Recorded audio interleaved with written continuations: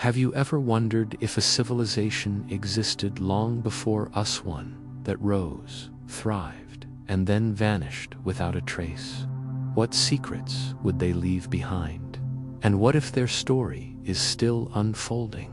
Hi guys, welcome to my channel. Today's video explores a mind-bending question. What if an advanced civilization existed long before us, then vanished without a trace? We'll uncover clues, legends, and mysteries that might reveal their story. Let's begin. The first whispers came to Arlen, not from scholars or dusty old books, but from the quiet sigh of the wind through the canyon near his home. It was a sound he had grown up with, a nightly murmur that slid between the rocks, around the scrub bushes, and down toward the trickling stream that carved the land. But one evening, after the sun had set in a slow, lingering blush of gold and lavender, he felt something different riding on that wind, something like a memory, though not his own. Arlen was a wanderer of sorts, though never far from the valley where his family had lived for generations. He was not a historian, nor an archaeologist, but a listener, one of those rare people who could sit in stillness long enough for the world to speak to him in the small ways it knows how. And over the years, the world had told him things that no maps or textbooks seemed to hold. On that evening, the stars emerged, one by one, in a sky so dark and pure that they seemed closer than clouds. He sat on a flat rock, worn smooth by centuries of wind, listening to the faint trickle of water, the distant hoot of an owl, and that strange new thread in the breeze. It was faint, almost imperceptible, like the hushed syllables of a language not meant for human tongues. The sound faded and returned, like waves, and with each return it brought a strange image to his mind. A city, vast and glittering, where no city now stood. The vision was neither dream nor full waking sight, but something in between. It seemed to hover on the edge of understanding. He saw roads paved with a pale, luminous stone, towers carved in shapes that curved like shells or unfurled leaves, and faces human, yes, but different somehow, their features both ancient and ageless. He saw their hands working tools he did not recognize, light passing through crystal-like structures that pulsed as though alive. And then he saw the city dissolve, as if swallowed by time itself, leaving only empty land. When the vision faded, the wind carried the last of its strange syllables into silence. Arlen found himself leaning forward, as if listening could pull the images back. He stayed there long after the moon had risen, the cold seeping into his bones, until finally the night's stillness felt too deep for the wind to return. In the days that followed, he could not let it go. He returned to the canyon each evening, sitting on that same stone, waiting for the strange language to come again. Some nights it did, in fragments. Other nights there was nothing but the rustle of leaves and the call of night creatures. Slowly the fragments formed patterns, though he still could not understand them. What he understood was this: the wind was telling him about something that had existed before his people, before the ruins known to history, before even the oldest myths. A civilization, complete and whole, had risen and fallen long before the one he knew. He began to walk farther each day, tracing the dry gullies and rocky ledges, following the stream until it thinned into hidden springs. In certain places, he noticed the earth felt different beneath his feet, as if something lay buried just under the surface. Once, he found a shard of stone, unlike the rest, smooth, perfectly symmetrical, and marked with faint, swirling lines that glimmered in the sun. He carried it in his pocket, rubbing his thumb over the grooves until he could feel them without looking. One late afternoon, while the sky was heavy with the promise of rain, Arlen wandered farther than he had intended. He climbed a ridge that gave him a sweeping view of the land. The wind there was stronger, but not harsh.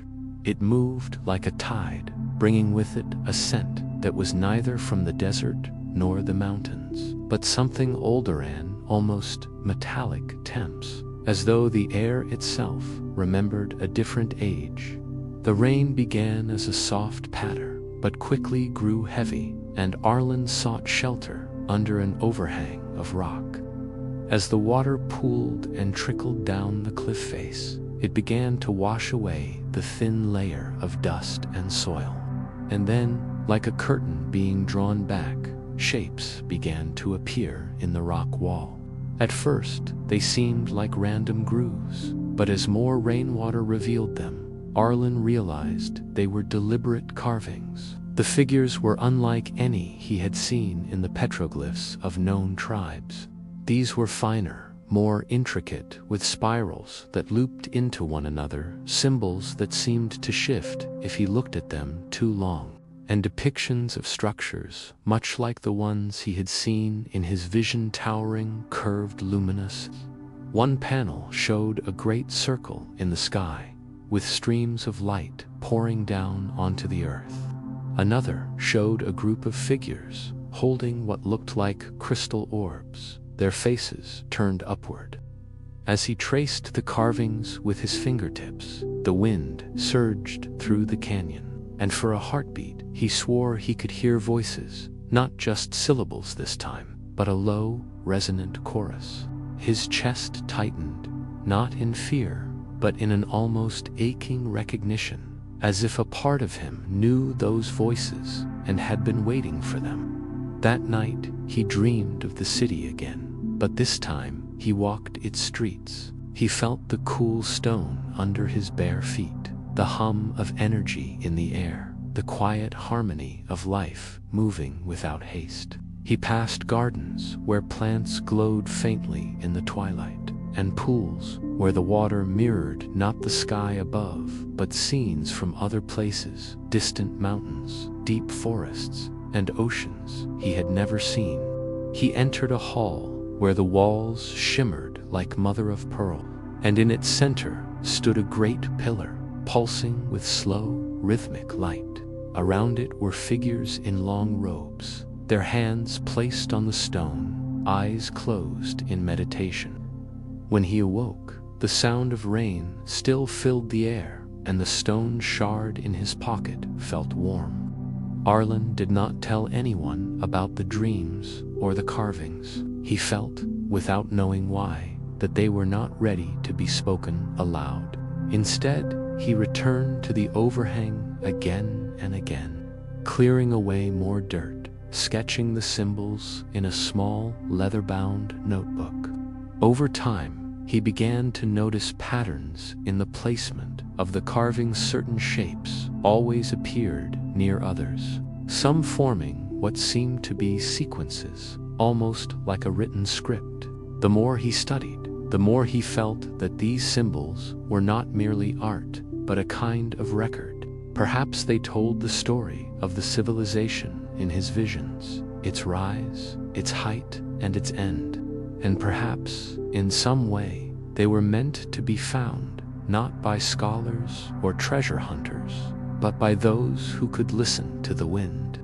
One evening, near the end of summer, Arlen felt the air shift in a way he could not explain. The wind carried a deep, slow pulse, like the beat of a distant drum. He followed it, leaving the path entirely, pushing through thickets and climbing over jagged stones until he reached a place he had never seen before, a narrow cleft between two boulders, just wide enough for him to squeeze through. Beyond it was a small hollow, almost perfectly circular, with walls of rock that leaned inward, as though they had been shaped that way on purpose. In the center lay a flat stone slab, and upon it rested something impossible, a small crystal sphere. clear as water yet filled with faint, shifting light. When he touched it, the world changed. The wind fell silent, the light around him dimmed, and for a long, suspended moment, it was as if he stood in two places at once, in the hollow and in the heart of that vanished city. He saw the people moving through streets of pale stone, heard the quiet hum of their work, felt the weight of their knowledge like sunlight on his skin. And then he saw the ending dark clouds gathering not in the sky, but in the very air, light dimming in the crystal towers, the hum fading into silence. The people placed their hands on the great pillar, light flaring one last time, and then everything building streets, sky folded inward and was gone. The vision ended, and Arlen stood alone in the hollow, the sphere still warm in his hands. He did not know what to do next, but he knew this: the wind had chosen him to remember. And whatever the truth of that lost civilization was, it had not been erased, it had only been waiting. Arlen did not sleep that night. The crystal sphere sat on the small table beside his bed, wrapped in a fold of cloth to keep it from rolling, though he had the sense it would not move unless it wished to. The shifting light within it was dim now, like embers cooling in the dark, but it still pulsed faintly, slow and steady, like a heart. Every so often, he would reach over, run his fingers across the cloth, and feel that same strange warmth, neither entirely physical nor entirely imagined. He could not shake the final vision: the people of the vanished city standing in solemn stillness, hands pressed to the great pillar, eyes closed as the light flared and then was swallowed. It had not been destruction in the way he understood it. There had been no fire, no crashing ruin, no violence. It was as though the entire world had been folded like fabric and placed somewhere out of sight. By dawn, the wind had returned, but now it carried no whispers, only a deep, sustained note, almost below hearing. It felt less like sound and more like pressure in the chest, a presence that lingered behind the ribs. He dressed quickly, slipping the wrapped sphere into his satchel, and set out for the hollow. The cleft between the boulders was just as he had left it, but the hollow beyond was subtly changed. The air there seemed clearer, sharper, and the sunlight that fell through the leaning walls struck the stone slab in a way that made it glow faintly. Arlen set the sphere back on the slab, watching as the shifting light within it grew stronger, as if awakened by being returned. Then the wind shifted again. It swirled through the hollow in a slow spiral, tugging at his hair and clothes, and he heard them, the voices, not in the fragmented, syllable-like form they had taken before, but as complete phrases. He could not understand the language, but he felt its weight and cadence, as though it were speaking directly to something deeper than his mind. Images bloomed behind his closed eyes, a vast coastline lined with shimmering ports, fleets of ships whose sails shone like captured sunlight, and cities built in spirals that wound inward toward great central towers. He saw gardens carved into cliffsides, terraces where the air shimmered with drifting lights like fireflies, and markets where people traded not with coins, but with polished stones and vials of glowing liquid. But then came the change. The light in the skies dimmed, the air thickened, and the gardens began to wither. People gathered in the great halls, speaking urgently, placing their hands on smooth black tablets, etched with spirals and lines. Ships were drawn up onto land, sails furled, as though no one dared sail the seas any longer. The final image was of the central tower, again the great pillar only. This time its pulsing light had grown frantic, flickering between brilliance and darkness. Figures stood around it, their robes billowing in a wind that seemed to come from nowhere. And then, as before, all was folded inward and gone. When Arlen opened his eyes, the wind had stilled. The hollow was silent, except for the faint hum of the sphere. He left it there that day, though it was not easy. Some part of him feared taking it away for too long, as though the connection might fade. Instead, he returned to the carved wall near the overhang, tracing the spirals again and trying to match them to the images he had seen. A few symbols seemed to glow faintly in his mind, perhaps because they had been near the tower in his visions. That night, he dreamed again, but this dream was different. He stood not in the city of the past, but in a place outside Tima-wide, featureless plain stretching to the horizon, with a sky that held both stars and a faint golden light. Across the plain walked figures in long cloaks, each carrying a sphere like the one he had found. They did not speak, but as they passed, he felt their awareness brush against his, a silent acknowledgement. One stopped before him, lifting their sphere in both hands. The light within it flared, and for a moment he could see inside not just the glow, but whole landscapes, oceans, mountains, and cities. It was as though the sphere contained an entire world. The figure nodded once, then continued on. When Arlen woke, he understood something, not the details, but the shape of the truth. The sphere was not merely an artifact, it was a vessel. And whatever had happened to that lost civilization, part of it, perhaps all of it, had been preserved inside. Days passed in a haze of exploration and half-sleepless nights. Arlen began mapping the valley and surrounding ridges with new care, noting places where the air felt different, where the wind seemed to linger. In some spots, the ground rang faintly underfoot, as if hollow. He marked each one in his notebook, drawing lines between them until they formed a rough spiral, just like the spirals carved in the rock. One afternoon, while following one of these lines, he found a second hollow. It was smaller than the first, more overgrown, with roots curling down the walls.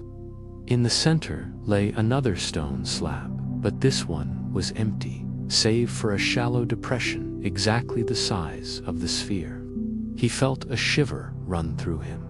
The spirals, the hollows, the slabs, they were part of something larger, some network or pattern left behind. And if there were more slabs, there might be more spheres. For the first time, Arlen felt the stirrings of urgency. That evening, as the wind rose, he returned to the first hollow. The sphere's light had grown brighter, and the hum seemed to match the slow rhythm of his heartbeat. As he reached for it, a thought came not in words, but in pure meaning. Others remain. The light flared, and once more the world folded. He was standing in the city again, but this time it was not empty. People moved all around him, their faces calm but intent. He followed them to the base of the great pillar, where small groups gathered around stone slabs identical to the ones he had found. Upon each slab rested a sphere, and beside each sphere stood a robed figure with one hand upon it. One of them turned to him not with surprise, but with recognition, as though they had been waiting.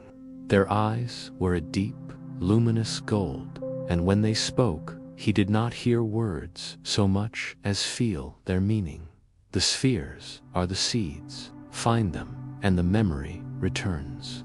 Then the vision faded, and Arlen stood once more in the hollow, the sphere warm in his hands. He did not know how many slabs there were, or how far he would have to travel to find them. But the thought of it no longer daunted him. The wind had chosen him, and now the path was open. That night, as he lay in bed, the wind outside carried not whispers, but a slow, steady chant, like the sound of waves breaking on a distant shore. Somewhere deep within it, He thought he could hear the faint echo of bells, and he knew he would follow them wherever they led. Arlen awoke before dawn, his mind already caught in the rhythm of the wind. It seemed to be calling to him now, not with words or visions, but with a pull like the current of a slow river, drawing him toward its source. He packed lightly, a water skin, dried food, his worn notebook, and the wrapped crystal sphere. The path out of the valley was steep and narrow, a winding climb between walls of red stone. The air grew cooler as he rose, the sky shifting from deep blue to the faint gray of morning. By the time he reached the ridge, the sun had not yet touched the horizon, and the world lay in soft shadow. From that height, the land spread out before him, rolling hills, scattered forests, and far to the west, a thin silver line that might be a river. He scanned the horizon, looking for anything that felt like the hollows he had found. His eyes kept returning to a patch of darker green, nestled between two low ridges. Even from here, he could feel a subtle weight in that direction, the same way the hollows had called to him. He began walking. The hours passed in silence, save for the crunch of gravel under his boots and the occasional cry of a distant bird. As the sun climbed, shadows shortened, and heat rose from the earth in shimmering waves. But the pull did not fade, it grew stronger, like the tightening of an invisible thread. By mid-afternoon, he reached the dark green hollow between the ridges. It was not like the stone hollows he had found before.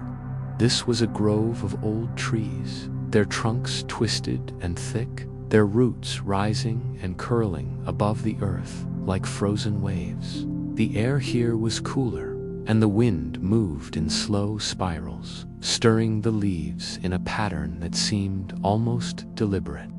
In the center of the grove was a shallow depression in the earth. The roots of the surrounding trees curled toward it as though guarding something. Arlen stepped into the depression and felt the ground shift slightly under his weight, not collapsing, but resonating, as if hollow beneath. He knelt and brushed away the thick mat of leaves. Beneath them was a smooth slab of stone. Like the others, it had a shallow depression at its center, the exact shape and size of the sphere. But this slab bore more than that. Its surface was carved with spirals and lines that radiated outward from the center, like ripples in water. Between the spirals were small symbols, some of which Arlen recognized from the carvings in the canyon. Others were unfamiliar, their shapes sharp and angular, unlike the flowing curves he had seen before. He unwrapped the sphere and set it gently into the depression. The effect was immediate. Light flared inside the crystal, the grooves of the carvings glowed faintly, and the air in the grove grew still. Then came the hum, a deep, steady vibration that seemed to rise from the ground and pass through his bones. His vision blurred, the grove dissolved. He stood in another place, not the great city of the first visions, but a smaller settlement on the edge of a vast plain. The houses here were low and rounded, built of the same pale stone, but simpler in form. People moved about, carrying baskets, tending to animals that looked faintly like deer, but with longer necks and luminous eyes. In the center of the settlement stood a stone pillar, smaller than the great one in the city, but carved in the same style. Around it were 3 slabs, each holding a sphere. Figures in simple robes moved between them, placing their hands on the spheres in turn. A woman turned toward him. Her eyes were a soft silver, and when she spoke, he felt the meaning more than the words. We were the keepers of the outer places. When the ending came, we did what we could. The seeds were scattered. The vision shifted. The same settlement, but darker now. The skies above were heavy with a strange, greenish hue. The air seemed thick, and the people moved with urgency.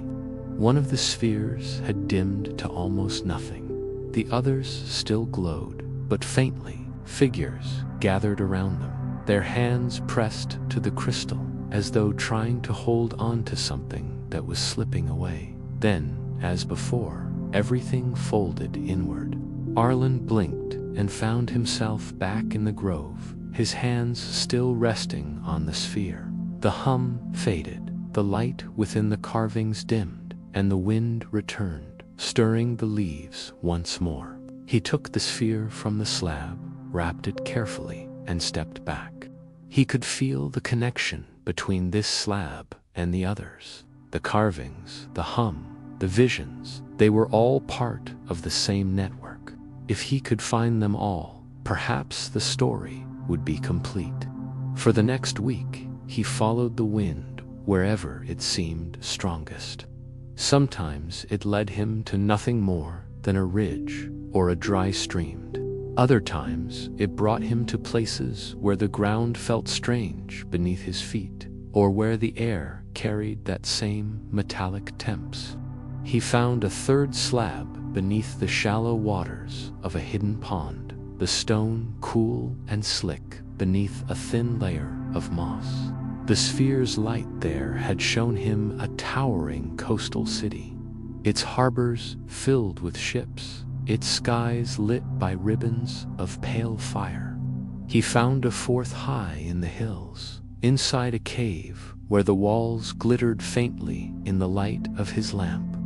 That vision had been different, darker, quieter. It showed him the final days of a great library, its shelves lined with crystal tablets.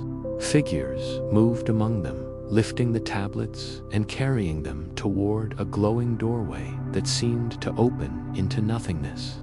Each time, the vision ended the same way, with the folding inward, the vanishing of everything. By the time he returned to the valley, Arlen had seen enough to know that what had happened to the ancient civilization was no ordinary collapse. It was deliberate not destruction, but preservation. The spheres were not only seeds of memory, but anchors to a place, a time, perhaps even an entire world that had been hidden away. The wind was restless now, shifting directions, carrying fragments of sound like distant bells, the crash of unseen waves, the faint murmur of voices. Arlen began to sense that something was changing. The visions had come easily at first, but now they seemed sharper, more urgent, as though the spheres were awakening. One evening, as he sat beside the stream, he felt a sudden stillness in the air. The wind dropped entirely. Then, from somewhere deep in the canyon, he heard it, a single, low note, resonant and long, like the tolling of a massive bell. It vibrated through the ground, through his chest, and faded slowly into silence. He knew then that his search was not only about uncovering the past. Something was stirring in the present, and the wind was no longer just telling him to remember. It was telling him to prepare. The bell tone haunted Arlen for days. It was not just a sound. He felt it in the marrow of his bones, a lingering resonance that hummed in the background of his thoughts. Sometimes it seemed to fade, almost to nothing, and then, without warning, it would swell again, filling him with a restless anticipation that made it impossible to sit still. The wind, too, had changed. It no longer drifted aimlessly through the canyon. It moved with intent now, spiraling, gathering in brief bursts, then racing off in sudden gusts toward places he could not see. At night, it brought scents he could not name, sharp, mineral, and faintly sweet, like the memory of a rainstorm on stone. He began to notice the animals behaving differently. Birds wheeled in tight circles before darting off in the same direction the wind seemed to favor. The coyotes that sometimes called to one another in the hills had grown silent, their tracks leading toward the west and vanishing near the dry lakebed. Even the insects seemed attuned to something unseen, pausing in their worry and chirping as though listening. Arlen's thoughts returned again and again to the phrase he had felt in the vision. The seeds are the memory. Find them, and the memory returns. He had found 4 slabs now, and each one had shown him pieces of the civilization's last days. But the pieces did not yet form a whole. There was something missing, something that explained why they had folded their world inward instead of simply letting it end. One evening, as the sun bled out across the horizon in deep reds and purples, Arlen sat beside the stream with his notebook open. He drew the spiral map again, marking the hollows, the grove, the pond, the cave. 4 points, each connected by the wind's invisible threads. The spiral was incomplete. 2 arcs still gaped open, pointing toward the distant hills and, beyond them, a stretch of land he had never explored. The following morning, he set out toward the first of those open arcs. The land rose gently at first, the dusty trail winding through low sagebrush and scattered boulders. But as the day wore on, the hills grew steeper, the rocks sharper underfoot. The wind here was stronger, funneling through narrow passes with a low moan. Arlen felt it push against his back, urging him onward. By late afternoon, he reached a plateau where the earth dropped away on 3 sides, revealing a wide expanse of scrubland below. At its center, dark against the pale ground, lay a perfect circle too precise to be natural. Even from this distance, he could feel it pulling at him, a steady draw like the tide. It took him the rest of the day to descend into the scrubland, the sun setting behind him and the sky shifting into twilight. The circle turned out to be a ring of stones, each the height of a man and worn smooth by ages of wind and rain. Inside the ring, the earth was bare and hard-packed, except for a single slab in its center. As soon as he stepped into the ring, the air changed, the wind fell silent. The world outside the stones seemed to dim, as though a thin veil had been drawn between him and the rest of the land. He unwrapped the sphere and set it onto the slab. The hum began immediately, deep and slow, pulsing through his chest. The light inside the sphere brightened, spilling out across the bare earth and painting the inside of the stone ring in shifting patterns of gold and silver. The patterns moved like water, flowing over the stones, forming spirals, then breaking apart into unfamiliar symbols. The vision came without warning. He stood at the edge of a vast expanse of black glass, smooth and unbroken, stretching farther than he could see. Above it, the sky churned with twisting streams of light greens, blues, and silvers, like the auroras he had once seen in books, only brighter, alive. The air hummed with power, and in the distance, at the center of the glass plain, rose a single tower of pale stone. Its surface alive with the same spirals and symbols that flowed now across the ring of stones. Figures walked toward the tower from every direction, some in groups, some alone, all carrying spheres cradled in their arms. They moved with the solemn grace of people fulfilling a promise. As they neared the tower, the ground seemed to rise up beneath them, carrying them forward until they stood at its base. Then came the folding, not sudden, not violent, slow and deliberate, like a great breath being drawn in. The sky bent inward, the streams of light spiraled tighter, and the black glass plain rippled like water. The tower's light flared once, twice, and then the vision broke. Arlen staggered, gripping the slab for balance. The sphere's glow faded, the patterns withdrew from the stones, and the wind returned, rushing through the ring in a single, long gust before dying again.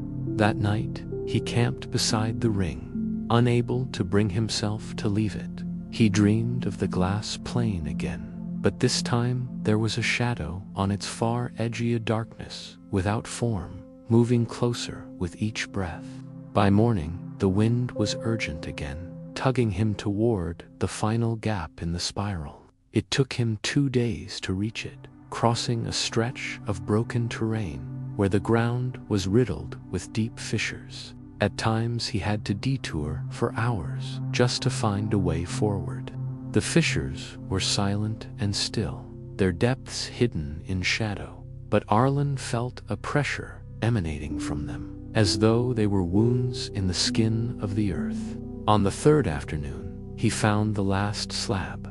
It lay at the bottom of a narrow canyon, half buried in silt. He cleared it carefully, his hands raw from the work, and set the sphere in place. This vision was unlike any of the others. He stood not in the city, not in the settlements, not on the glass plain, but in a place of total darkness. The only light came from a faint line on the horizon, a glow so distant it might have been the memory of a sunrise.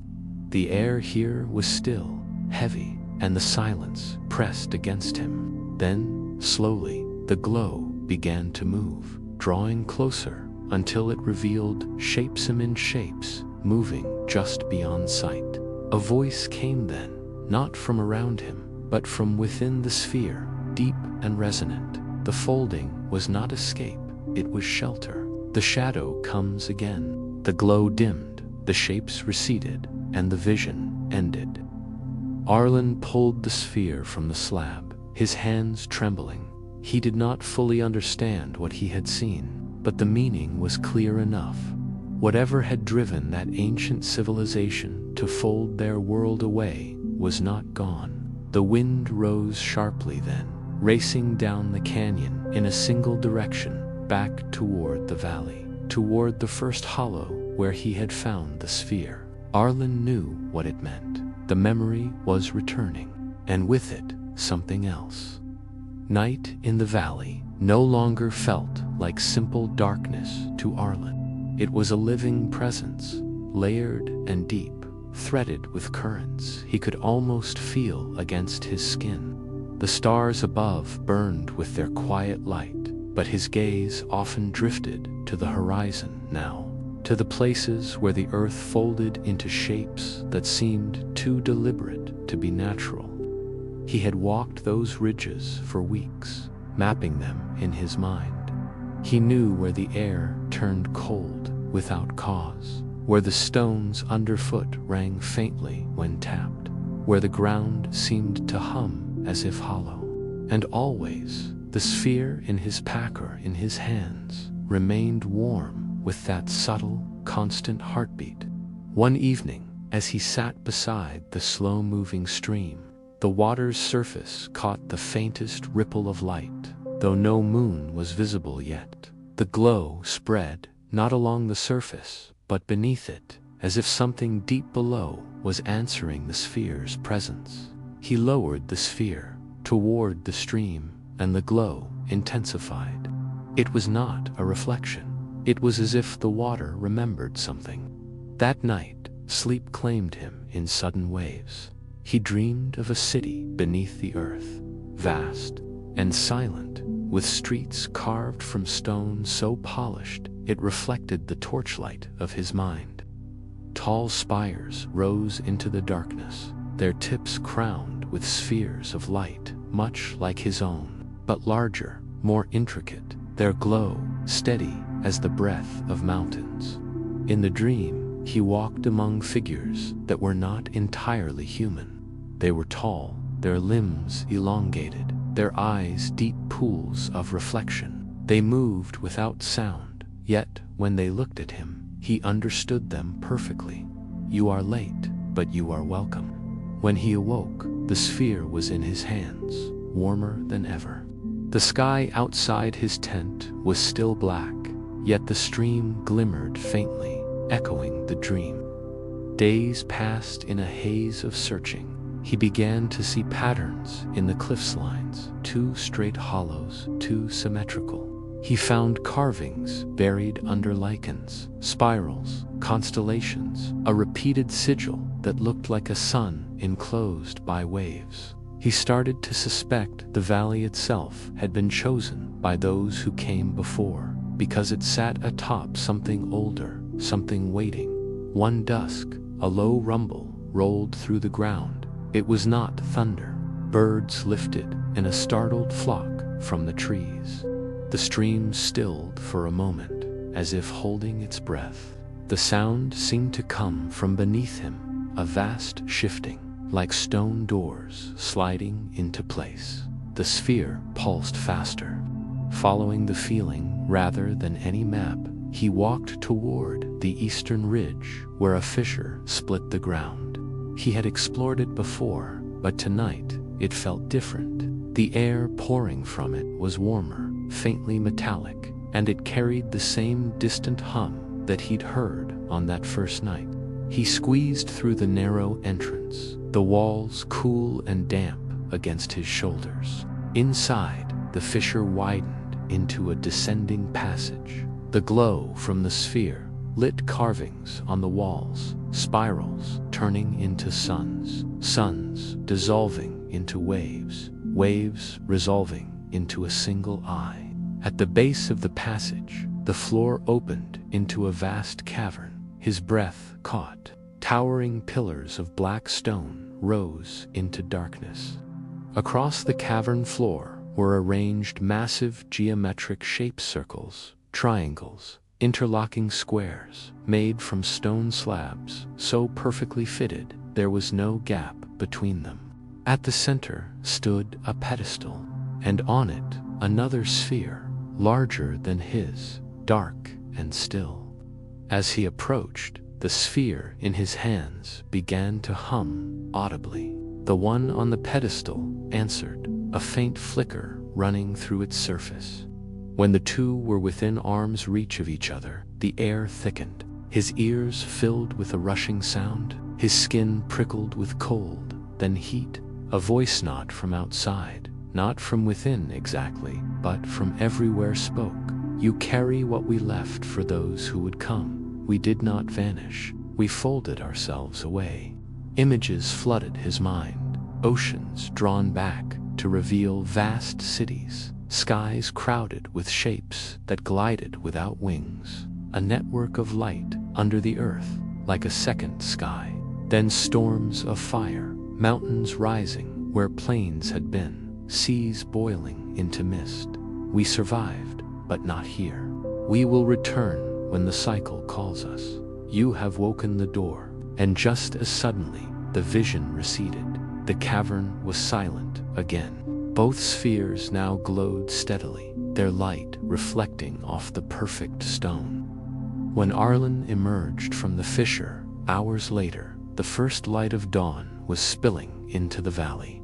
The air felt new, as if something in the world had shifted quietly in the night. He could not say whether the civilization from before would return tomorrow or in 1,000 years, but he knew they had been real, and he knew they were waiting. The night after their discovery of the mural, the fire burned lower than usual, its glow flickering against the rock walls like the pulse of something alive. Arlen sat close to it, knees drawn up, the crystal sphere resting in his palm. He turned it slowly, watching how the firelight slid across its flawless surface, catching on faint inclusions, inside specks, like frozen sparks, trapped for longer than he could imagine. Elara was quiet beside him, her gaze fixed on the shadowed outline of the mural beyond. In the uncertain light, the figures in the painting seemed to shift, their stances altering ever so slightly when he wasn't looking directly at them. He told himself it was an illusion born of exhaustion, but a part of him, the part that had been stirred awake ever since finding the sphere, knew better. They had camped at the edge of the canyon, just far enough to see the stars framed above, without the towering walls obscuring them.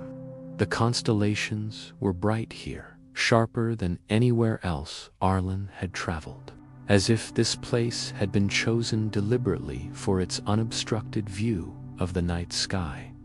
Ilara broke the silence first. "I keep thinking about that middle figure," she murmured, "the one holding the sphere. It wasn't just an image, it was familiar, like I've seen it somewhere before, but I can't remember where." Arlen turned toward her, studying her profile in the firelight. "Do you think it's memory, or something the painting stirred in you?" She gave a small, rueful smile. "At this point, I don't know the difference." The conversation trailed off, but sleep didn't come easily. Arlen lay awake, listening to the wind brush across the canyon rim, carrying faint tones that almost formed words. He watched the embers collapse into ash, wondering if those who had stood here long before them had heard the same wind, felt the same pull to listen. By morning, they had made a quiet agreement, no formal discussion, just a shared look while packing up their gear, that they would go deeper. The mural was only the beginning. The next stretch of their journey led them down a narrow path carved into the canyon wall, so eroded, it seemed, on the verge of vanishing. At times, they had to brace themselves against the rock, stepping carefully along ledges barely wider than their boots. The air grew cooler as they descended, the sunlight above thinning into narrow blades that sliced between the stone. After hours, the path opened onto a ledge overlooking a vast hollow.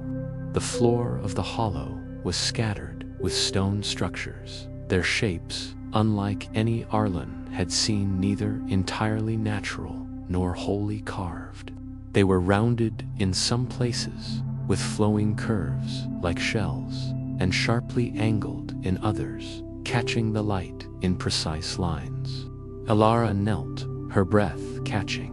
This shouldn't be here. The geology doesn't match. None of this matches."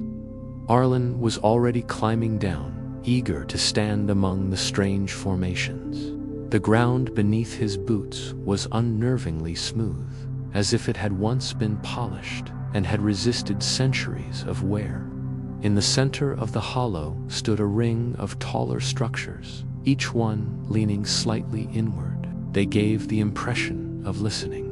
As he approached, the crystal sphere began to warm in his hand, not uncomfortably, but enough to make him pause. The warmth spread up his arm, settling somewhere behind his ribs, and with it came a sensation that he could only describe as being noticed. "Ilara," he called softly, "come here. You need to feel this." She joined him, placing her hand lightly on his arm. The moment her skin touched his, her eyes widened. "It's like they're aware of us," he nodded. "That's what I thought." They stepped into the circle. Immediately, the air seemed denser, the outside world falling away into a hush so deep it was almost tangible. The sphere pulsed once in his palm, and in that instant, faint lines of light traced themselves along the structures around them, forming patterns that shifted and flowed like water. It was not a language Arlen recognized, but it was deliberate, intelligent. Ilara's voice trembled. "We're standing where they stood." He didn't have to ask who she meant. For hours, they examined the glowing patterns, sketching them in their journals, trying to commit every detail to memory. The lines seemed to respond to proximity when they drew closer. The light brightened. When they stepped back, it dimmed. As the day waned, the light from the patterns faded entirely, leaving them alone in the circle once more. Arlen felt an ache in his chest at the loss, as if some fragile connection had been severed. That night they camped within the hollow. The stars overhead seemed impossibly far away now, the surrounding walls of the canyon rising like guardians. Neither of them spoke much. The silence was too heavy, too filled with the unspoken certainty that they were moving toward something immense. Before sleep claimed him, Arlen thought he saw movement beyond the dying firelighter flicker of a figure, tall and indistinct, standing just at the edge of the circle. But when he blinked, it was gone. And yet, the sphere in his palm was warm again. The dawn seeped slowly into the hollow, spilling pale light across the stone structures that still shimmered faintly in memory. Arlen stirred beneath his worn blanket, the sphere resting nearby on a flat rock, its glow dim but steady. Outside, the wind whispered through the canyon, carrying the scent of sage and something less familiar, hint of something ancient and unforgotten. Elora was already awake, tracing her fingers along the edges of the carved patterns they had sketched the day before. "I keep thinking about that figure you saw last night," she said quietly. "Do you think it was ... real, or just a trick of the firelight?" Arlen rubbed his eyes and sat up. "I don't know. But it felt like more than a shadow, like a message left in the corner of a room, waiting for someone who might understand." They packed their camp with care, the sphere safely wrapped again, and began their climb back toward the canyon rim. The air was crisp, and the rising sun painted the rocks in warm hues of orange and gold. As they moved, Arlen's thoughts returned to the patterns, the shifting lines of light that had responded to their presence, and to the growing sense that this place was not abandoned but waiting. Hours later, at the rim, they paused to look out over the vast landscape stretching before them. Beyond the valley lay rolling hills, their curves softened by distant forests and winding rivers. Somewhere out there, Arlen knew, were more of the hidden places, more slabs and spheres, waiting to be found. His fingers tightened around the handle of his pack. "We're just beginning," he said. Ilara nodded, eyes bright. "But it's more than that. I think they're watching." The day stretched on with measured steps and whispered discoveries. At the edge of a shallow lake, they found faint traces, carvings submerged beneath the water's surface, patterns that mirrored those in the canyon and the hollow. The sphere's glow intensified as Arlen waded in, and beneath the rippling water, shapes emerged, etched stones, forming a mosaic of spirals and stars. Ilara knelt beside the shore, her voice barely above a breath. "It's like a map to what they didn't yet know." But as the sun dipped toward the horizon, the wind grew restless, swirling around them with sudden urgency. The sphere pulsed faster, a heartbeat echoing in the quiet. That night, camped beneath a sky woven with stars, Arlen dreamed again, this time not of places, but of faces. Figures cloaked in light, their eyes reflecting galaxies, their voices a chorus that spoke not in words, but in feeling. "We await, we return." He woke with the words echoing in his mind, the sphere warm in his grasp. The journey ahead was uncertain, the threads of the past and present weaving together in a tapestry just beginning to reveal its shape. Yet Arlen felt the call deep within, a promise and a warning carried on the wind. They would follow it wherever it led. The first light of dawn spilled softly across the canyon rim, painting the ancient stones with a warm amber glow.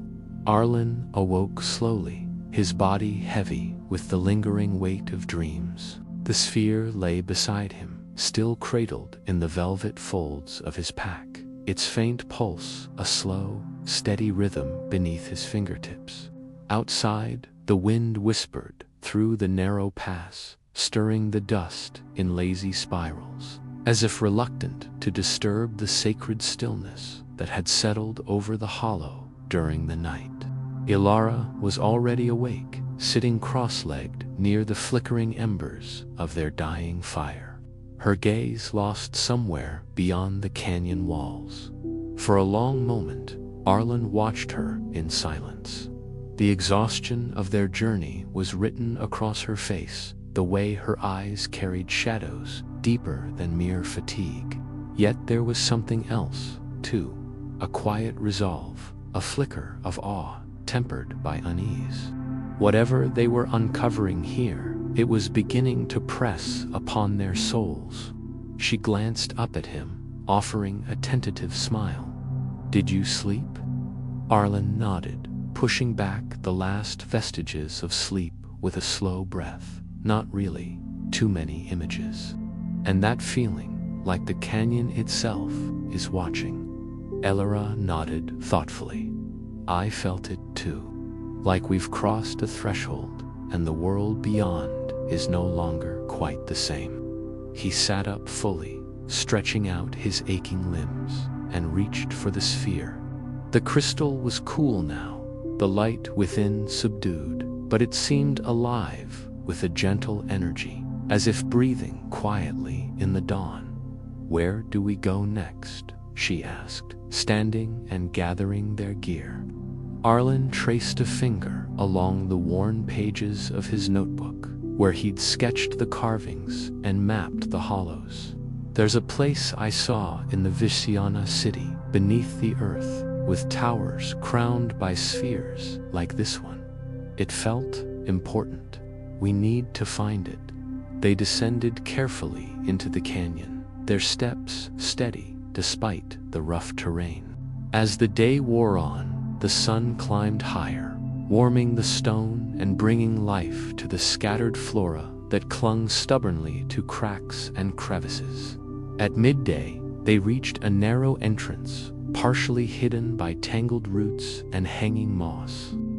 The air that slipped out was cool and damp, carrying the faintest scent of something ancient, something waiting. Arlen hesitated for a moment, then stepped forward. The darkness swallowed him like a wave, but the sphere's light blossomed in his palm, a quiet beacon against the shadows.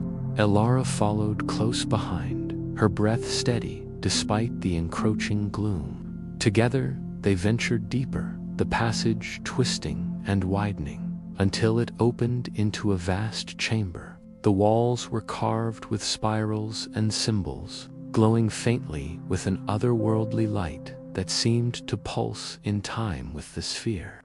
The floor beneath their feet was smooth and polished, as if worn by countless footsteps over untold years. In the center of the chamber stood a towering structure, a pillar of translucent stone, etched with the same intricate patterns they had seen throughout their journey. At its base rested a massive sphere, larger than any Arlen had encountered, its surface shimmering with shifting colors and depths. Ilara gasped softly. "This must be the heart of their world." Arlen nodded, stepping closer with reverence. As he reached out to touch the pillar, the sphere flared with brilliant light, and a wave of sound music and voices, whispers and echoes flooded the chamber. Visions cascaded through his mind, vast oceans swirling with life, forests reaching toward endless skies, cities gleaming under twin suns. Then shadows fell, storms that blotted out the light, earth trembling and cracking, seas boiling into mist. "We folded ourselves away to survive," a voice echoed, ancient and resonant. "The cycle turns, and we return when the time is right." Arlen's heart pounded in his chest as the vision faded, leaving only the steady pulse of the great sphere. He turned to Ilara, eyes wide. "This is only the beginning." Outside, the wind began to rise once more, carrying the distant sound of bells, ringing, calling them onward. The cavern's air was cool and still, the kind of silence that felt like it had weight, pressing gently against the skin and filling the lungs with a quiet reverence. Arlen stood with Ilara beside him, their eyes tracing the immense stone pillar rising from the polished floor like an ancient sentinel. The pillar's surface rippled with light, spiraling symbols that danced like water under a gentle breeze. The great sphere, resting at its base, pulsed softly, a heartbeat in stone and crystal, and Arlen felt that pulse echoing inside himself as if awakening something long dormant. He reached out tentatively, fingertips grazing the smooth surface of the pillar. The moment his skin touched the stone, the chamber seemed to sigh a deep, resonant exhale that vibrated through the bones and stirred the air. A swell of warmth spread up his arm, pooling behind his ribs, and his vision blurred, folding inward like a book being closed. When the light returned to his eyes, Arlen found himself standing on the edge of a vast plain under a sky swirling with strange light screens. Blues and silvers that pulsed and twisted in living ribbons like the auroras he had once read about but never witnessed. The plain was covered in a thick black glass that reflected the sky's eerie glow, stretching beyond the horizon, unbroken and smooth. He saw figures moving across the glass tall, graceful shapes clothed in robes of shimmering fabric, their eyes gleaming with quiet wisdom. They carried spheres identical to the one in his hands, holding them close as if they were fragile and precious. As they moved, the glass beneath their feet seemed to ripple as if alive and breathing. At the center of the plain rose a tower carved from the same pale stone as the pillar in the cavern. Its surface was etched with the spirals and symbols Arlen had come to recognize the language of this vanished civilization. Light flowed from the tower, reaching outward in tendrils that intertwined with the sky's luminous ribbons. The figures gathered at the tower's base, their hands pressed to the stone as if communing with the structure itself. Then, slowly, the sky began to fold inward. The ribbons spiraled tighter, the horizon curved upward like the closing of a great eye. The black glass rippled faster, folding over itself until the entire scene vanished like a dream waking into dawn. Arlen staggered back in the cavern, breath caught in his throat. The pillar's light dimmed, the sphere's pulse slowed, and the chamber returned to its deep silence. "Ilara," he whispered. They folded their world away. She nodded, eyes wide but steady, to hide, to wait. The weight of the realization settled between them. This was not merely a lost civilization. It was a folded time, a hidden memory, waiting for the right moment to unfold once more. Days passed in a haze of quiet discovery. Arlen and Ilara explored the cavern's depths, uncovering chambers filled with artifacts, delicate crystal tablets inscribed with glowing text, machines of impossible complexity resting silent and cold, and more spheres, each humming faintly as if linked by unseen threads. The language etched into walls and artifacts was indecipherable, but patterns emerged. Spirals unfolded into stars. Stars dissolved into waves. Waves became eyes watching across time. Each symbol a key, each pattern a part of a vast cosmic puzzle. One evening, as they studied a set of tablets illuminated by the sphere's light, Arlen's fingers brushed a glyph shaped like a spiral enclosing a small dot. The sphere pulsed sharply, and images flooded his mind. A cycle, eternal and unbroken. Life folding into death, and death blossoming into life again. The cycle, he breathed. They didn't just hide, they transformed. They became part of the world itself. Ilara's eyes shone in the firelight. And now, we're waking that cycle again. The sphere's light brightened, casting dancing shadows across the chamber walls. The air thrummed with energy, as if the cavern itself had come alive. Outside, the wind howled, carrying distant echoes of bells and voices from beyond time. A sudden tremor shook the ground beneath their feet. Dust fell from the cavern ceiling, and the spheres on the tablets glowed fiercely. Arlen gripped Ilara's arm as a voice rose inside his mind, ancient and powerful. The time has come. The fold loosens. The memory returns. The chamber's walls rippled like liquid, and visions cascaded through Arlen's senses. Vast oceans surging with life. Skies crowded with luminous forms. Cities gleaming under twin suns. Then shadows, falling fires, storms, trembling earth. When the visions ceased, the cavern was silent again, but the knowledge lingered, heavy and undeniable. They had awakened something that had slumbered for millennia. The choice before them was clear and daunting. The air felt different when Arlen and Ilara stepped back outside the cavern. The sun hung low, bathing the valley in a fading golden light that softened the jagged outlines of the canyon walls. A breeze stirred the leaves of the scattered trees, carrying with it the faintest whisper of something ancient, something just beyond the edge of hearing. Arlen glanced at Ilara. Her eyes were wide, reflecting both wonder and a deep, growing apprehension. "We've stirred something," she said softly. "Something that's been waiting for us." He nodded. "The fold is loosening. I can feel it." For days, they traveled with a new urgency, following the sphere's pulse, as it guided them toward places they hadn't dared to explore before. Each new site was a revelation, a stone circle hidden beneath layers of earth, a half-buried monolith inscribed with the spiral language, an underground chamber where the air hummed with power. With each discovery, the pieces of the puzzle began to fit together, revealing a story not just of a lost civilization, but of a cycle far greater than anything they had imagined. One evening, as the sun dipped below the horizon, they reached the edge of a vast plateau overlooking a valley bathed in twilight. Below, the land stretched out like a living map, its rivers glittering like veins of silver.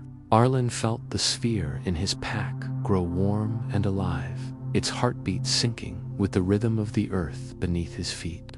Ilara pulled out her journal, filled with sketches and notes from their journey. "This valley," she said, pointing, "it's like the center of everything."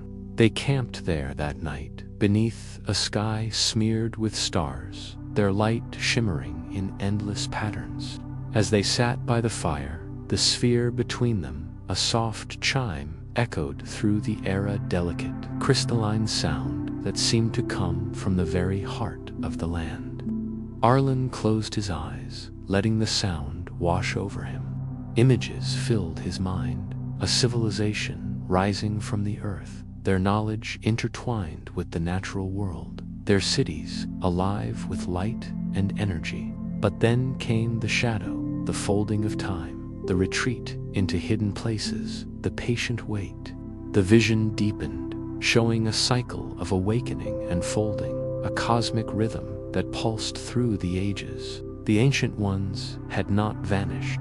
They had become part of the fabric of the world, waiting for the moment when their memory would return. When Arlen opened his eyes, the firelight danced across Ilara's face. "We're part of that moment," he said. The days that followed were marked by a growing sense of urgency. The sphere's pulse quickened, guiding them to an ancient grove where the trees stood in perfect circles, their branches entwined like the spirals in the carvings. In the center of the grove lay a stone altar, worn smooth by time. Arlen placed the sphere upon it, and the air shimmered with energy. The trees seemed to lean inward, their leaves whispering secrets on the wind. A voice filled his mind, clear and resonant. "The cycle turns. the memory returns. We are coming home. The ground beneath the grove trembled, and light spilled from the sphere, weaving through the trees like liquid fire. Arlen felt the fold unraveling, the past and present weaving together in a tapestry of light. Ilara took his hand, her eyes shining with tears. "We're witnessing something incredible," she whispered. As the light enveloped them, Arlen knew their journey was far from over. The awakening had begun, and the world would never be the same. The forest around them was alive in a way Arlen had never felt before. The air hummed softly, vibrating with an energy that made the hairs on his arms stand on end. The trees, ancient and towering, stood in deliberate circles, their branches intertwining like a living web of spirals reaching toward the sky. Shafts of moonlight pierced through the canopy, casting ethereal pools of light onto the mossy floor beneath their feet. Ilara squeezed Arlen's hand gently as they stepped into the center of the grove. At its heart lay a stone altar, smooth from centuries of weathering, shaped into a perfect circle. The crystal sphere in Arlen's palm pulsed rhythmically, its light dim and steady, echoing the beat of his own heart. He set the sphere down upon the altar. The moment it touched stone, a wave of warmth radiated outward, and the grove seemed to exhale. The wind stirred the leaves above, carrying whispered voices on its breath.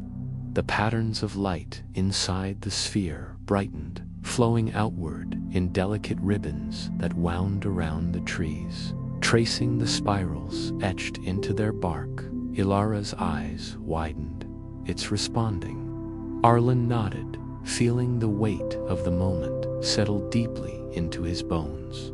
The sphere's glow intensified, and the symbols that had haunted their journey, spirals, stars, waves, began to manifest in the air around them, shimmering and shifting like ancient glyphs awakening from a long slumber. Then the voice came, not spoken aloud, but carried directly into their minds. It was clear and resonant, ancient beyond measure, yet filled with a gentle warmth. "The cycle turns. The memory returns. We are coming home." The ground beneath their feet trembled slightly, and the trees seemed to lean inward, their branches weaving tighter, forming a natural dome that enclosed the grove in a cocoon of light and sound. Ilara's breath caught, the folding, the sheltering. They didn't disappear. They became part of the world itself. Arlen looked up at the canopy above, now alive with shifting lights that resembled the swirling ribbons of the sky he had seen in his vision. "We're standing at the center of their return." The pulse within the sphere quickened, sending waves of energy through the altar and into the surrounding earth. The forest responded in kind, the moss glowing faintly, roots shifting beneath the soil as if stirring from a long sleep. For hours they remained in the grove, feeling the slow unraveling of the fold, the layers of time folding outward to reveal a hidden world awakening. As the night deepened, visions came in fragment, cities rising from the earth, rivers flowing with light, vast networks of crystalline structures humming with life. Arlen closed his eyes, letting the images wash over him. He saw the ancient ones once more, their forms luminous and ethereal, moving through their cities and forests with grace and purpose. They were beings of light and knowledge, caretakers of a cycle that spanned eons. But the visions also bore warnings. The shadow that had once driven them into hiding had not been fully vanquished. It lingered at the edges of the fold, a dark presence waiting for its moment. Ilara's voice broke the silence. "This is bigger than we imagined. The fold, the memory, the cycle, they're all connected." Arlen nodded slowly, "And we're part of it now." When dawn's first light touched the grove, The sphere's glow softened, settling into a gentle pulse like a heartbeat. The trees relaxed their embrace, and the whispered voices faded into the morning breeze. They packed their gear quietly, each lost in thought. The path ahead was uncertain, but the urgency was unmistakable. The awakening had begun in earnest, and with it came a responsibility neither of them fully understood. As they descended from the plateau, Arlen felt the sphere's warmth against his chest, a steady reassurance that they were on the right path. The land around them seemed more vibrant, the wind carrying a promise of change. For days afterward, their journey took them to forgotten sites scattered across the valley-stone circles, half swallowed by earth, underground chambers carved with cryptic symbols, and crystalline formations that pulsed softly with the same light as the sphere. At each place, the pulse grew stronger, weaving a web of energy that linked the ancient sites and their memories together. It was as if the land itself was waking, drawing the threads of the past into the present. One afternoon, as they crossed a dried riverbed lined with polished stones, Arlen felt the sphere pulse violently in his hand. The air around them shifted, and a vision unfolded before his eyes, not in his mind this time, but as if the past itself were bleeding into the present. He saw a procession of figures moving across the valley, tall, graceful, draped in garments that shimmered like liquid light. They carried spheres identical to his own, raising them high as they walked in perfect harmony with the land. At the head of the procession stood a figure taller than the rest, its eyes glowing with ancient knowledge. This figure stopped at the edge of the valley and raised its sphere to the sky. Light exploded outward in waves, touching every corner of the land, folding it into a sanctuary beyond time. The vision faded, leaving Arlen breathless and trembling. He looked to Ilara, who nodded solemnly. They folded the world to protect it, to protect themselves. And now, Arlen said, we're unraveling that fold. Night fell swiftly, and they camped beneath a sky ablaze with stars. The sphere lay between them, its pulse steady and sure. Ilara's voice was soft but resolute. What happens next? Arlen gazed upward, the vastness of the cosmos stretching beyond comprehension. We find out, together. Morning arrived with a quiet breath, the valley wrapped in a soft haze that blurred the edges of the world like a watercolor painting. The spheres, resting now safely in their packs, seemed to pulse faintly beneath their fingers, reminders of the unseen forces stirring beneath the surface of the earth.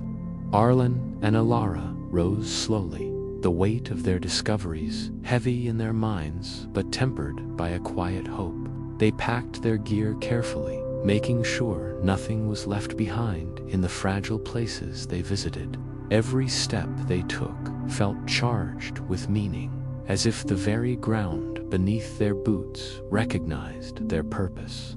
Their path led them toward a ridge overlooking a sprawling plain dotted with ruins, pillars, and broken arches half buried in the earth, their surfaces covered in the familiar spirals and waves. The light here was different, softer, as if filtered through a veil that separated this place from the rest of the world. As they descended toward the ruins, Arlen felt the sphere's pulse grow stronger, sensing with the rhythm of the ancient stones.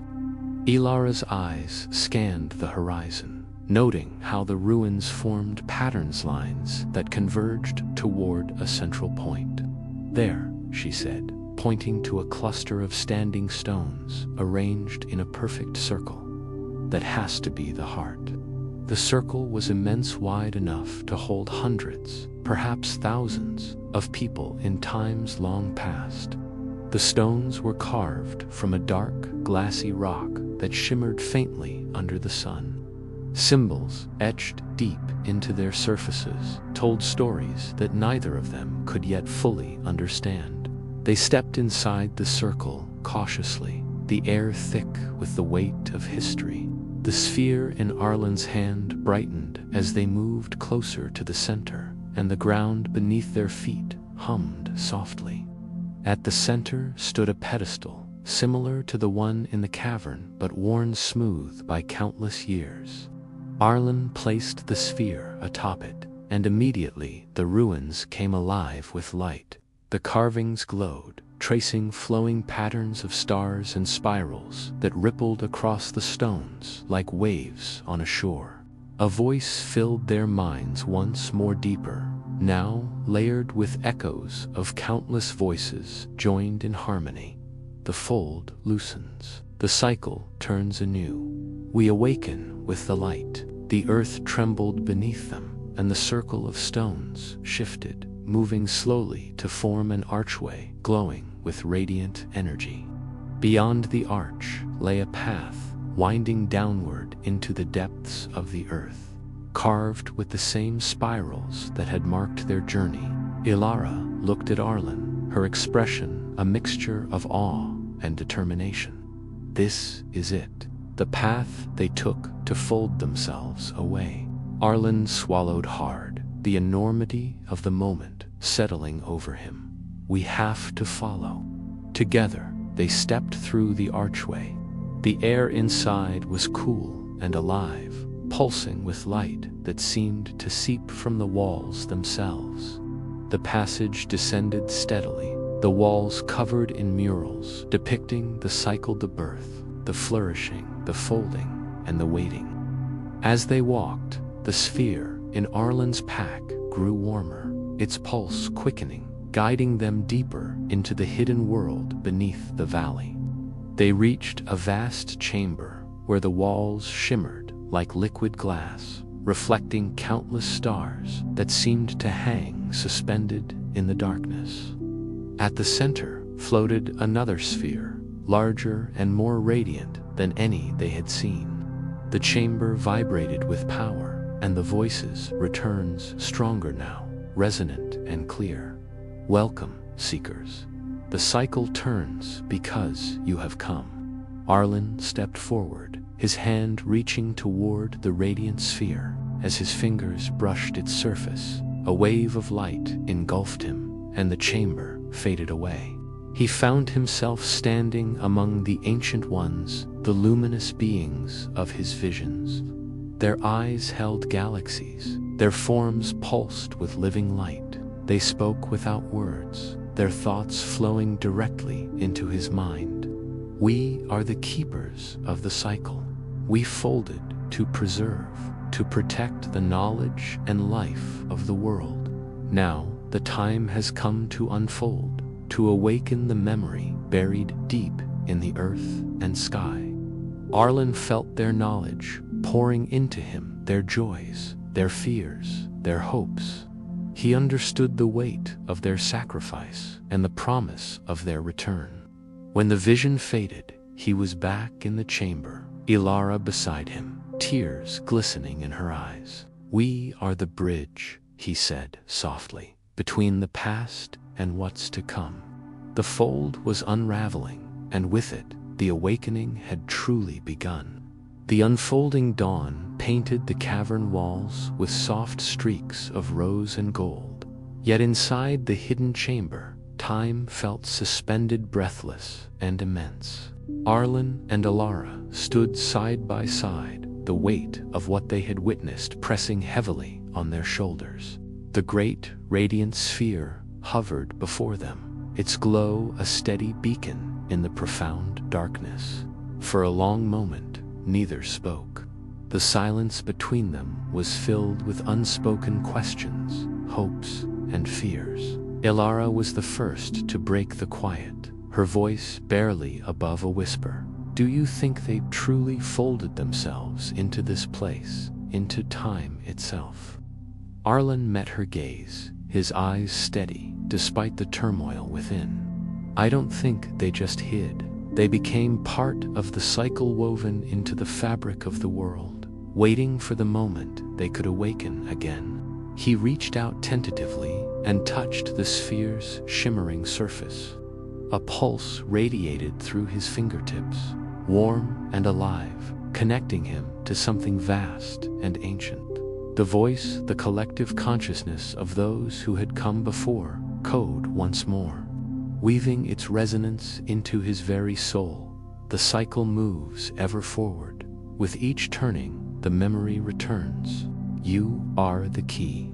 The words settled deep inside Arlen, stirring a quiet resolve. The path ahead was no longer just about discovery, it was about awakening, about bridging the present to a past that had never truly ended. Outside the chamber, the earth trembled faintly, as if responding to the unseen rhythm set in motion. The air was thick with anticipation. "We have to prepare," Ilara said, her voice steady but tinged with urgency. "What comes next will change everything." Over the days that followed, Arlen and Ilara explored the vast network of tunnels and chambers that spiraled beneath the valley.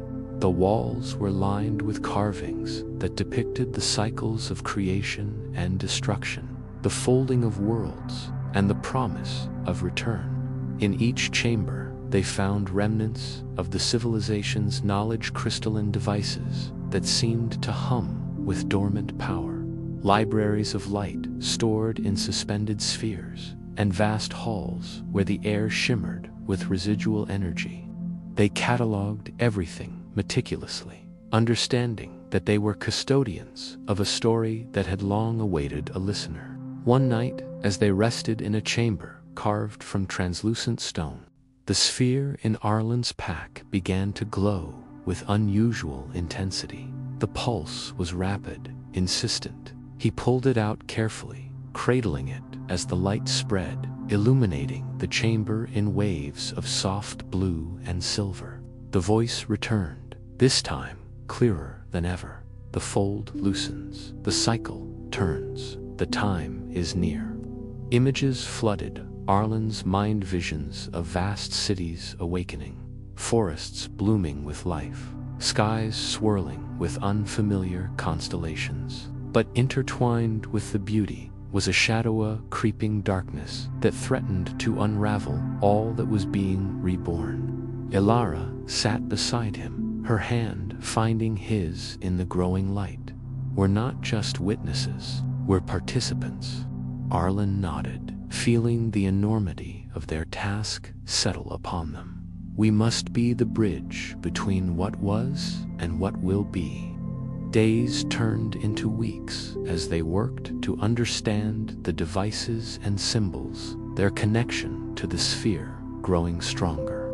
Each discovery seemed to pull the veil further back, revealing glimpses of a time when the ancient civilization thrived in harmony with the cycles of the earth and stars.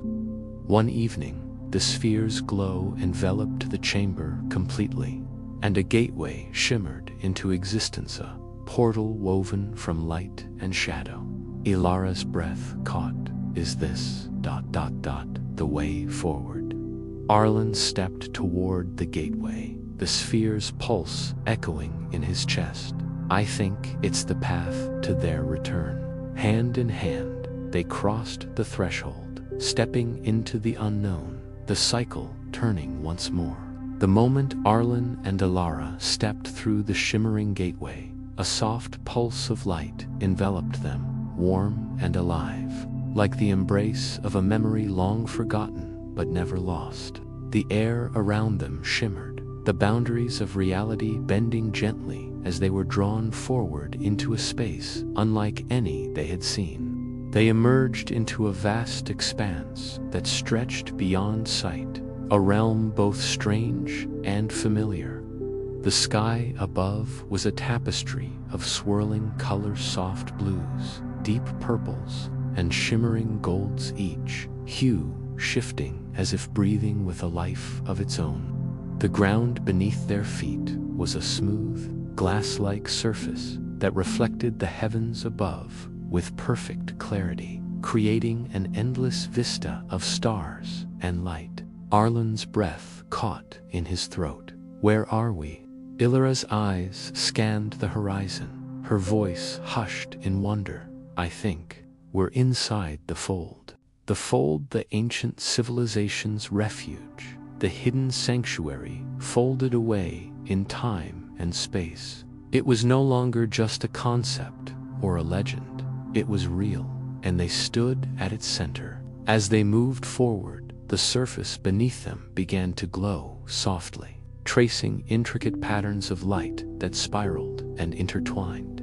The familiar symbols, the spirals, stars, and waves appeared beneath their feet, pulsing in rhythm with the sphere Arlen still held close. Suddenly, shapes began to materialize, head-tall, ethereal figures, cloaked in radiant light. Their forms were fluid, shifting like liquid starlight, their eyes pools of infinite depth. They did not speak, yet their presence communicated a profound calm, a deep knowledge. One stepped forward, extending a hand toward Arlen. The gesture was an invitation, a bridge across time. With a tentative step, Arlen reached out. The moment their hands met, a cascade of images flooded his mind. The history of the civilization, their triumphs and tragedies, the reasons behind the folding of their world, and the promise of return.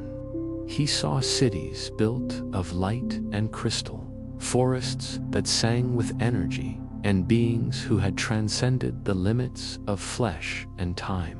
They had folded their world to preserve their knowledge and their spirit, waiting for the cycle to bring them back.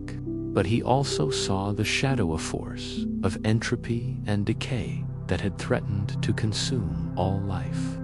It was this darkness that had driven them to fold away to protect the essence of their civilization, until it was safe to awaken once more.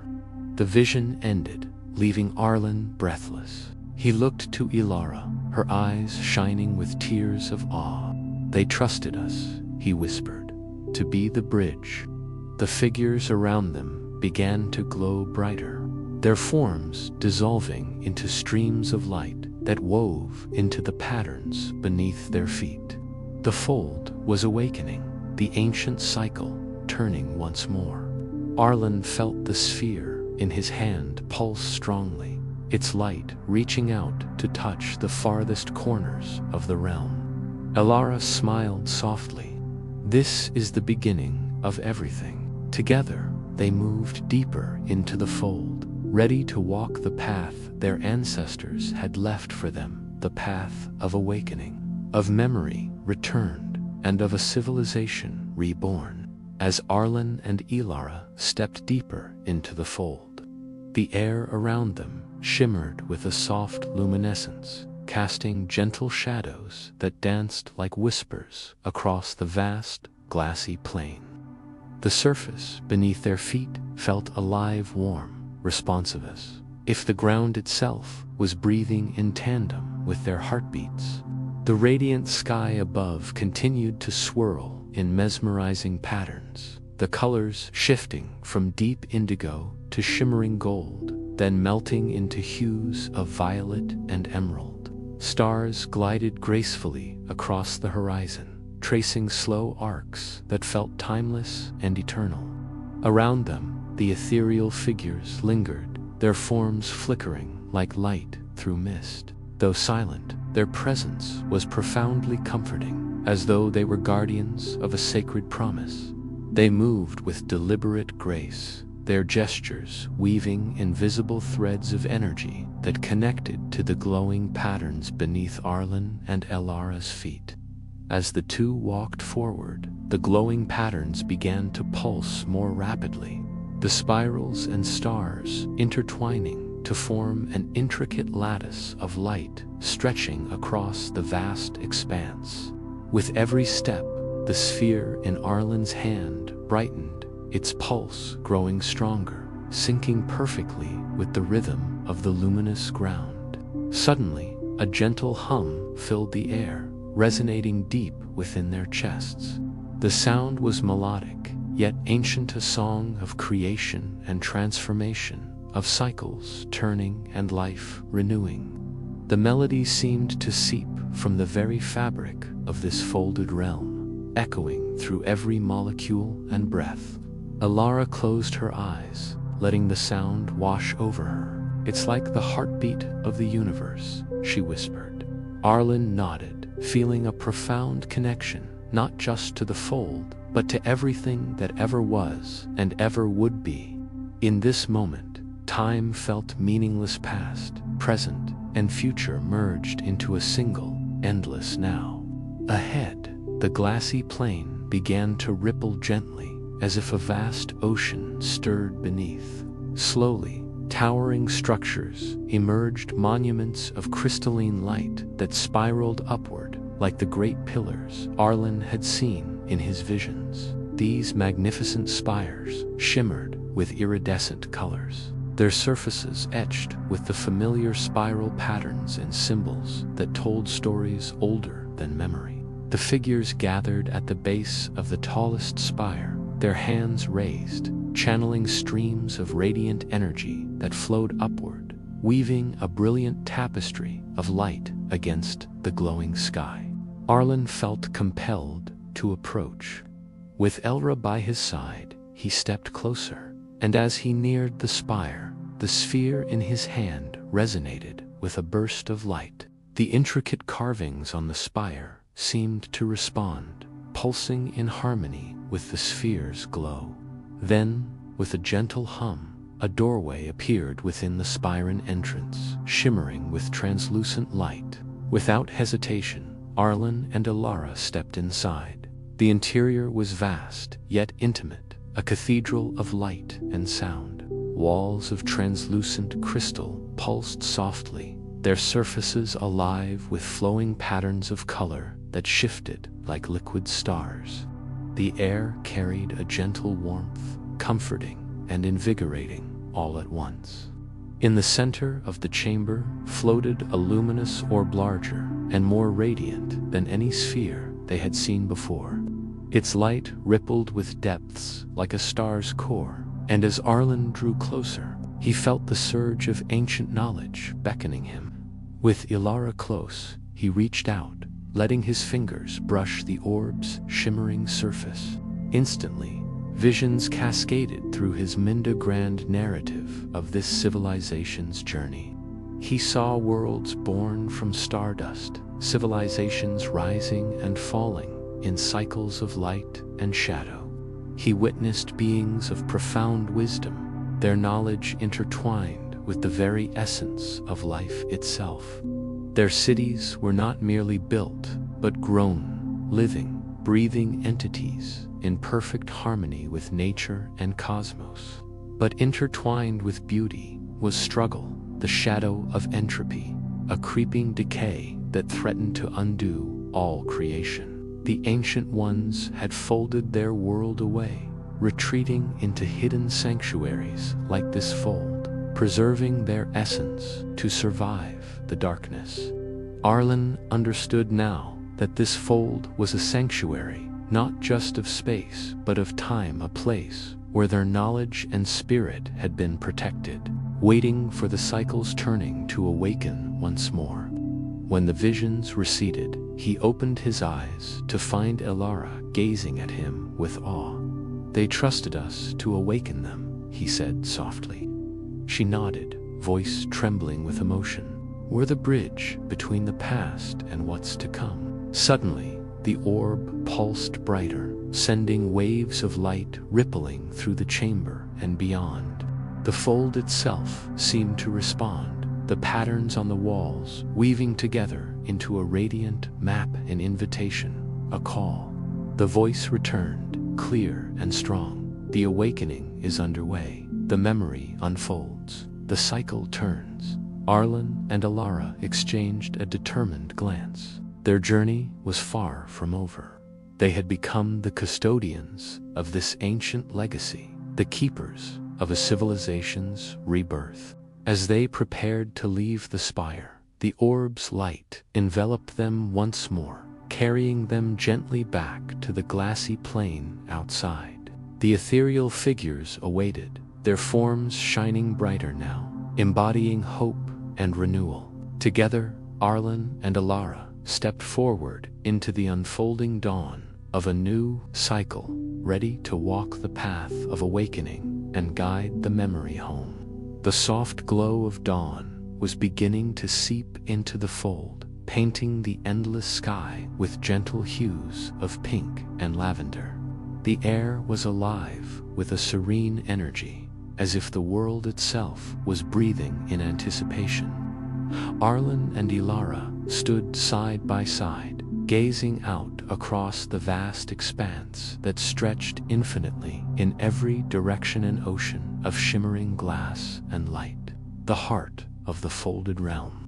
The ethereal figures who had guided them now formed a luminous circle around the two, their forms pulsing softly like living constellations.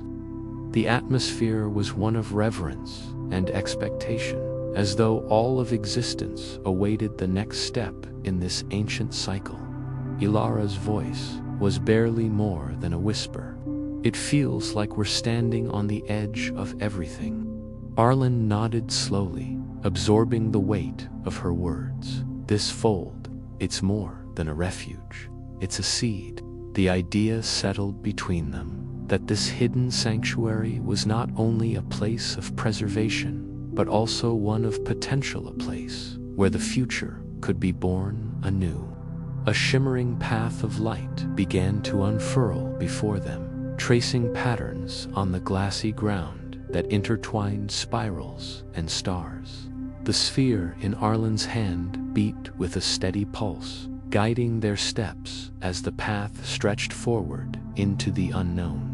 With quiet determination, they began to walk. Each step seemed to carry them deeper into the fold's heart, where time and space folded together like the pages of a vast, ancient book. The sky above twisted and shifted, displaying scenes from the past, the rise and fall of civilizations, the ebb and flow of life and death, the endless turning of the cosmic wheel. Arlen felt himself connected to it all, as if his very being was woven into the tapestry of existence. They reached a vast amphitheater carved from crystalline stone, its surfaces alive with glowing symbols and flowing light. At its center stood a pedestal, upon which rested an object unlike any they had seen, a crystalline key, radiating waves of energy that rippled through the air. The ethereal figures gestured toward the key, inviting Arlen and Ilara to approach. As Arlen lifted the key, the sphere in his hand flared, the pulses merging into a brilliant beacon of light. The entire fold seemed to respond, the patterns on the ground shimmering and shifting in harmony. Visions flooded their minds, a future unfolding, a civilization reborn from the ashes of memory and time. They saw themselves as part of this future, guides and guardians of the ancient wisdom now returning to the world. Ilara's voice was steady, filled with hope. "We're not just witnesses anymore. We're part of the cycle." Arlen nodded, feeling the weight and wonder of their destiny settle within. The fold is opening. The past and future are coming together. The amphitheater began to glow with radiant energy, the light weaving a cocoon around them as the cycle turned once more. Outside, the winds whispered ancient songs, carrying promises of renewal and awakening. The light cocooned them like a warm embrace, wrapping Arlen and Ilara in a shimmering veil that blurred the edges of the crystalline amphitheater. Time itself seemed to ripple and fold around them, each moment stretching into an eternity and collapsing back with gentle finality. The soft hum of the sphere and the crystalline key resonated in harmony, weaving a symphony that echoed through the fold's vast expanse. Inside this glowing sanctum, the past whispered to the present. Visions drifted through their minds, fluid and vivid. Soaring cities built from living, crystal gardens that bloomed beneath glass domes, filled with the soft hum of life energy, and beings of radiant light, moving gracefully in perfect unity with their environment. The harmony was palpable, a living testament to a civilization deeply entwined with the natural cycles of existence. Yet, intertwined with this brilliance was the persistent shadow, the slow, creeping entropy that had once threatened to unravel everything they held dear. It loomed like a fading storm on the horizon, a reminder of fragility even amidst beauty. Arlen grasped Elira's hand, grounding himself in the present. They built this fold to protect everything: their knowledge, their lives, their essence. Elira's gaze held a mixture of awe and resolve. And now we carry that legacy forward. As the visions receded, the light around them softened, revealing the amphitheater once more.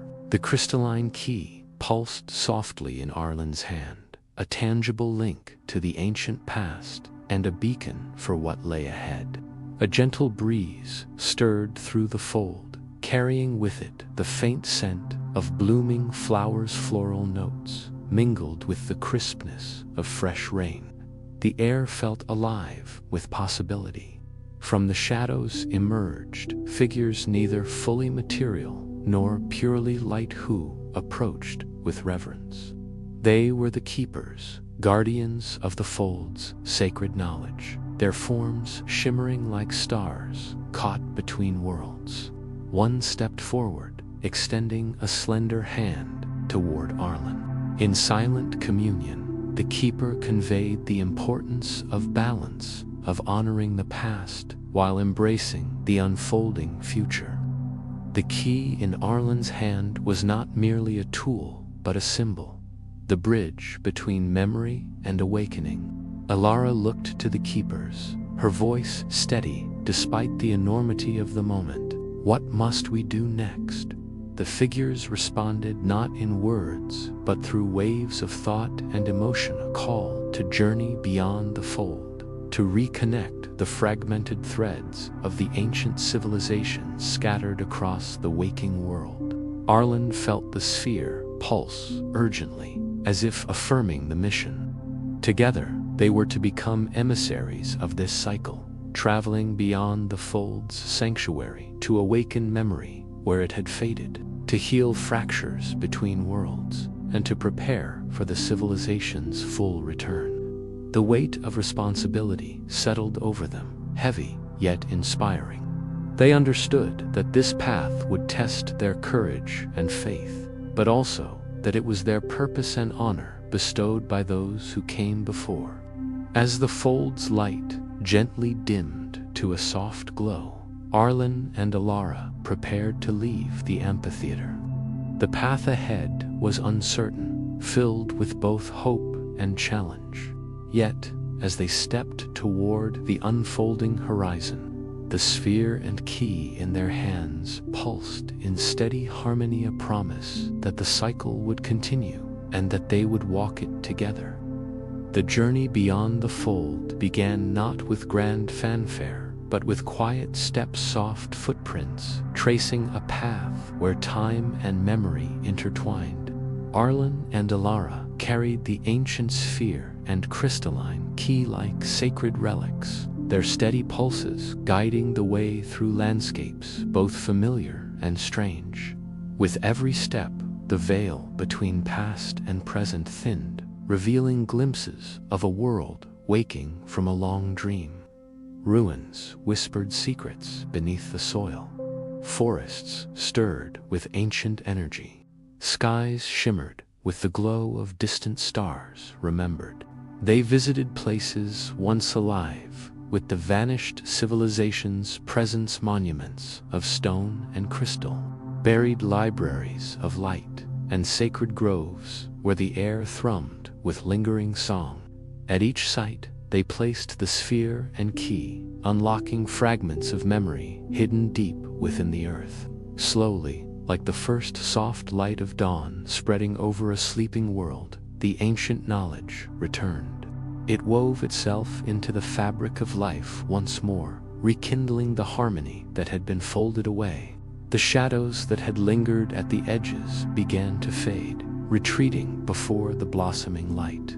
Arlen and Alara became living bridges, carrying the legacy of those who came before into the hearts of the present. They spoke in whispers and dreams. Their words carried on winds that danced through trees and rippled across oceans. In time, the fold loosened fully, and the ancient civilization no longer lost but transformed began to awaken with gentle grace. Their knowledge and spirit flowed freely once again, weaving together past and future in a timeless dance. And as the cycle turned anew, the world breathed deeply, cradled in the embrace of memory and hope. Arlen and Alara stood beneath a sky alive with stars, the sphere and key glowing softly between them. They knew their journey had changed everything, not just for themselves, but for all who would come after. With quiet smiles, they watched the horizon, where the dawn of a new era stretched endlessly, a head full of promise, light, and the eternal rhythm of the cycle. The story, like time itself, was never truly over. It was only beginning. Sleep well, carried gently by the ancient rhythms of the cosmos. Thank you so much for joining me on this journey through time and memory. If you enjoyed this story, please like and subscribe to the channel for more peaceful tales that carry you softly into sleep.